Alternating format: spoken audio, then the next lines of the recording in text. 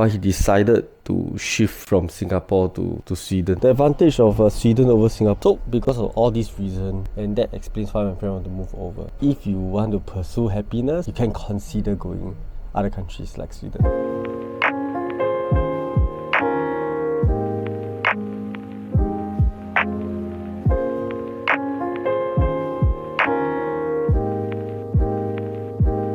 My friend is a teacher. From his words, the work-life balance here is definitely better than in Singapore. I would say that in Singapore, from his words, there are a lot of hidden hours. Let's say a job of a teacher. You know, you have days that you or time slots that you have to teach, which I think your front job. But there's actually a lot of back-end job as well, like marking of scripts, planning of schedule, and these are things that probably not as well accounted for in Singapore, which ends up making you work more than what was the plan. At least in Sweden, based on what he shared, all these hidden hours are planned in. And on top of that, he also mentioned that there's also flexibility in terms of if you're interested to work 80% of the time in this job, you can then get just 80% of your pay. But since everything is well planned for, your 80% is actually 80%, leaving you more time to do other stuff. The second thing is teachers in Singapore have to report to school every day at 7:30 a.m. in the morning, Monday to Friday. Sometimes there's CCAs on weekends. Here, he only had to go to school when there are planned teaching slots.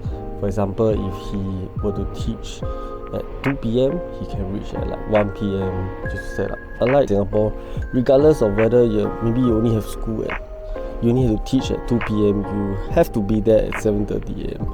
Oh yeah, he don't have to mentor kids for CCAs in Sweden. There's also one less work. So in Sweden, most work have unions. So Sweden can be described as maybe a diplomatic, socialistic state. In a sense, a lot of workers have their own union, and their union can fight and bring employers to court. So in a sense, say if the employer, if the principal were to sack my friend for no good reason, the union will bring the principal to court. That sort of protects the union members.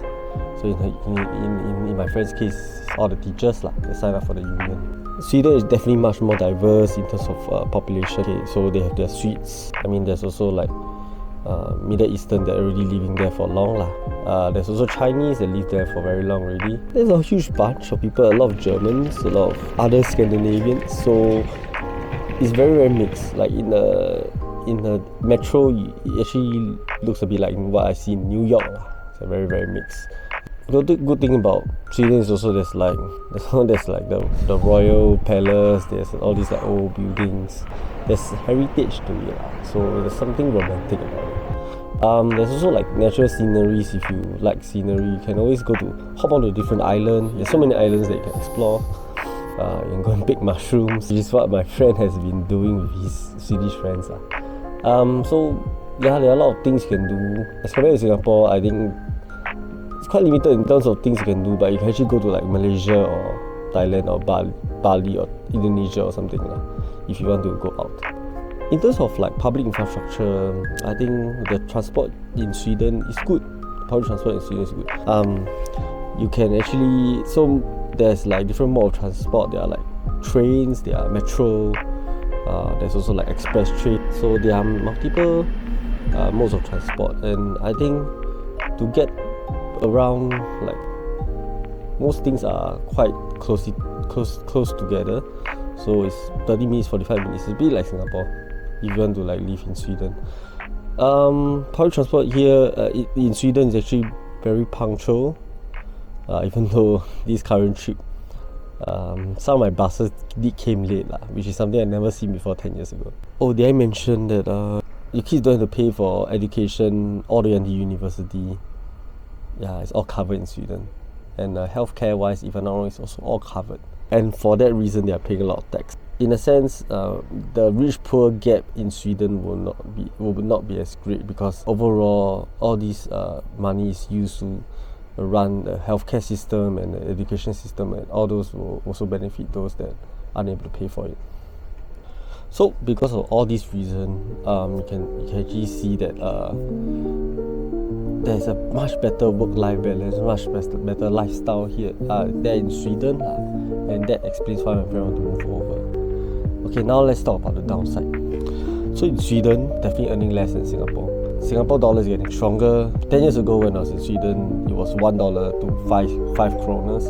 Now it's $1 to 8 kroners. So you can imagine, like, Singapore dollar is getting stronger and stronger, which means Singaporeans are richer. So the other thing is, you have to pay much more tax in Sweden. So Sweden income tax is, like, if I'm not wrong, it's 40%.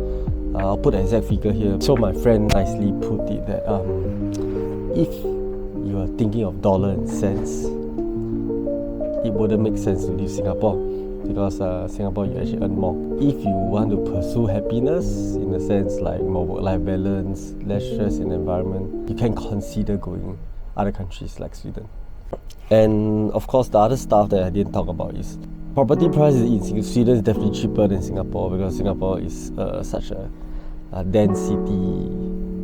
Definitely you have to pay a premium for real estate lah. So that is given.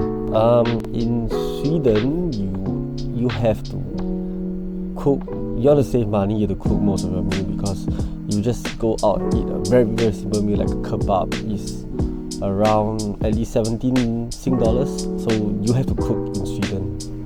But I mean, given that you have more free time because of the work-life balance, then it probably makes sense to cook. But in Singapore, you can actually get food very easily, and that's a convenience that my friend still miss now that he's in Sweden. Weather-wise, Singapore have all-round summer weather, so that is good in the sense that everything is predictable.